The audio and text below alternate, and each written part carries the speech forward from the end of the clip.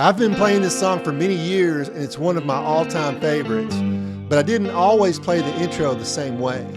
Today I want to break down the intro for you and give you a couple of different options. Number one will be really close to the original recording, but I have to warn you that it's got a couple of chords that are quite a stretch. Number two will be a little different approach using chords that are much easier to play. This method would be great if you're a beginner. Personally, I feel that either way sounds great. So grab your guitar and let's get into it. Okay, so for number one, the original recording is in the key of B flat. The intro, as well as the whole song, only has 4 chords. So the first chord is a B flat add 9. So we're starting out with the open D note, and we don't play the 6th string or the 5th string. And then our G string is going to be 3rd fret. Then our B and E strings are going to be 1st fret. Both of those will be played with the index finger. So put all that together and it sounds like this. Now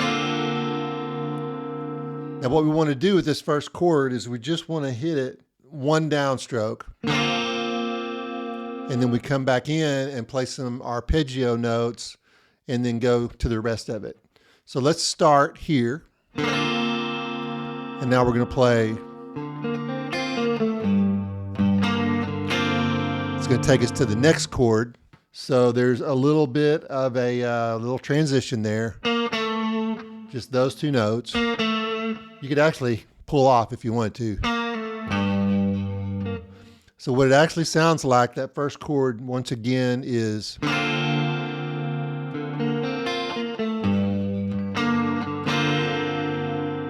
so this next chord would be a B flat add 9 over G. So what we're doing is playing the exact same chord here, but we're changing to the G for the bass note. Now there's a couple of ways you can do that. If you're real handy with playing with your thumb, you could bring your thumb over and play the G note there and never really have to move these other fingers. Something like that. Now for me, it's a little bit of a stretch playing with my thumb over the neck like that. So I like to play it this way. Bring my 3rd finger to the G note right there on the 6th string. My pinky is going to be on the G string 3rd fret, and my index finger is still going to be on the same 2 strings. So once again, we've got this right here so far.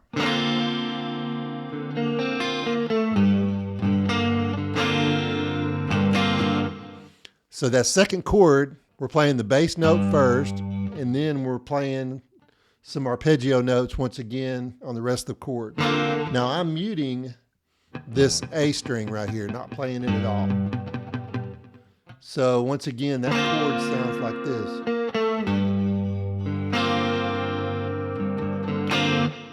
Hitting the G note first.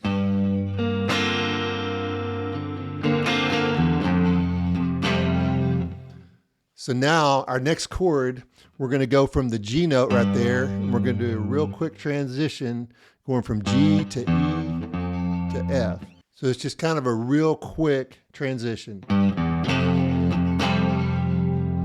So this next chord would be an F sus2 chord. We pretty much just got these 3 notes. And you could play it in a simpler way by just playing this chord, just a straight F major.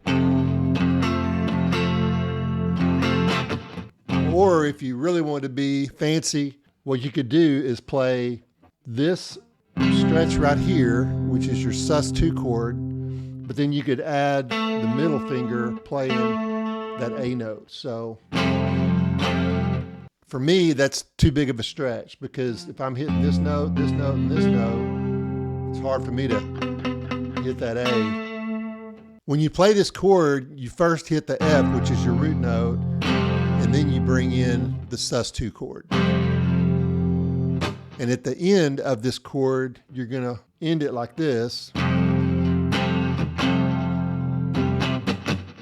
So just kind of a quick muted strum. And then you're going to the next chord. So altogether it sounds like this.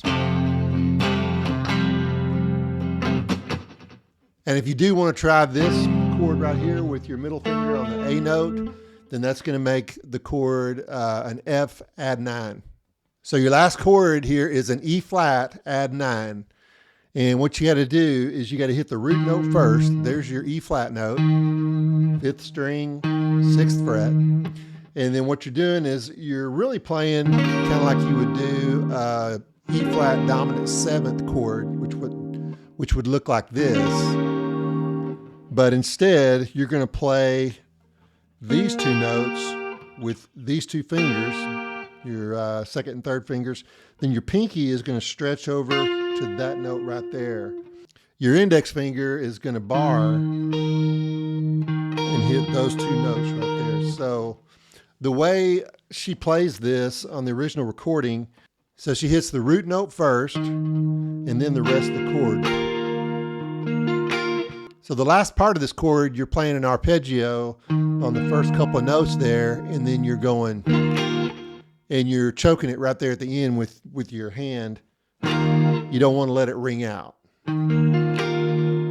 Instead, and from there, you're just back to your one chord, and it goes into the verse. So once again, these same 4 chords are used all through the song. The intro would basically be the verse chord progression, and then there's another chord progression when it goes to the chorus. I've got another video that breaks down the solo parts of the song, so be sure and check that out. I'll leave a link for you. Okay, I'm going to play this intro one last time and just play it a little slower. Hopefully you can really catch every part.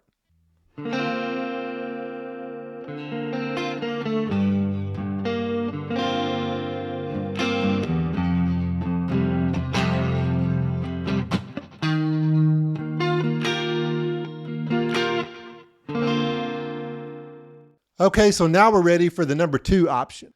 This is the way I learned the song by ear years ago, and I also played it this way in a couple of bands that I was in. Since I also sang the song, and because of my low vocal range, I never really thought about playing it in the key of B flat. I had always played it in the key of A and used simpler chords. So let's break it down. We're going to start with an A sus2 chord, and let me play it through for you one time.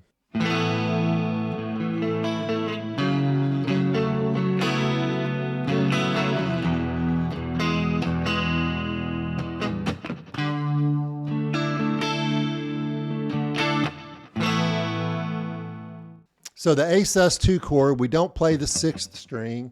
We start with the open A, then we've got the D string, 2nd fret, G string, 2nd fret, and then an open B and an open E. So there's your A sus2 chord. Now we're still playing the same little transition where it does those 2 notes. And then what we're going to do is go into an F sharp minor chord, which would look like this if you played all 6 strings, but we're only going to play from the 5th string down. So it's like I'm playing an F sharp minor chord, but I'm leaving the 1st and 2nd string open, like our A sus. So this chord would be either an A6 add 9 chord, or I prefer to call it an F sharp minor 7th chord. And the reason that is because if I take out this B note right there, then it actually is an F sharp minor 7 chord. I can actually mute that note right there, but even if I play it, I think it sounds great. So our next chord, we're just playing an E major chord, and we're only playing these 4 strings. So we're not playing the bottom B and E string. It sounds something like this. And we do the same thing with the muted strum, and then we end up on the D sus2 chord. So the sus2 looks like this right here, same as the A. There's your A sus2 if you slide that all the way up. So all together, let's play this a little bit slower, and let's take a look at it one more time.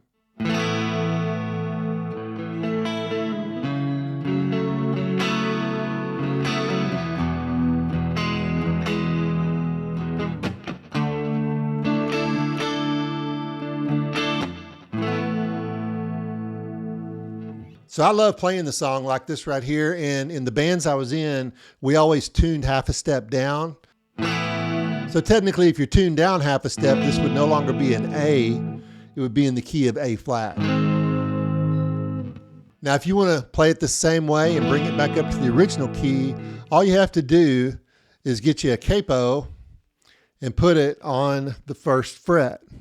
Now you're back to playing it in the key of B flat.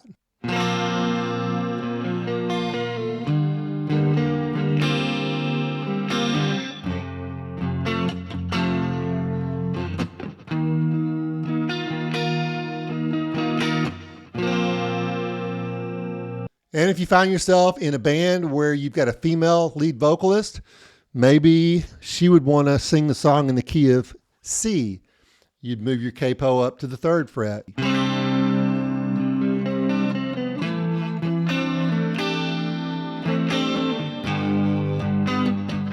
So hey, I hope you have a lot of fun playing this song. And also be sure and check out my video where I'm breaking down the solo parts of the song. Just click the video on your screen or the one I'll link below. Keep rocking, and I'll see you in the next one.